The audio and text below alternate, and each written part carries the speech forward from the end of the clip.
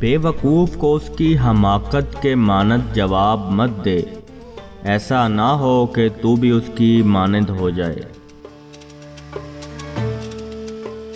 جاہل اپنے دل میں جو کچھ ہے ظاہر کرتا ہے، مگر دانش مند اسے آخری موقع تک چھپائے رکھتا ہے۔ وہ جس کے دل میں برائی ہے بھلائی نہ پائے گا، اور جس کی زبان میں نکتہ چینی ہے آفت میں گرے گا۔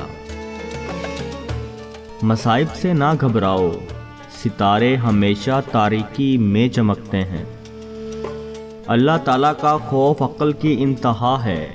اللہ تعالیٰ کے خوف سے عمر میں اضافہ ہوتا ہے اور شر پسند کی عمر کم ہو جاتی ہے۔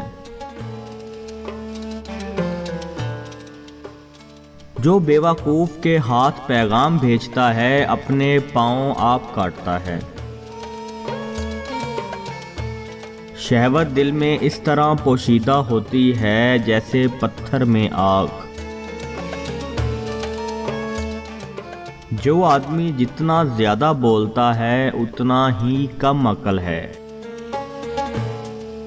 خداوند کی راہ سیدھے لوگوں کے لیے توانائی ہے اور بدکاروں کے لیے ہلاکت۔ رعایا کی خوشحالی سے بادشاہ کی رونق ہے، اور رعایا کی مفلسی سے بادشاہ کو تباہی ہے۔ عقل مند کے لیے مناسب ہے کہ وہ اپنے گھر والوں میں بچے کی طرح اور قوم میں جوانوں کی طرح رہے۔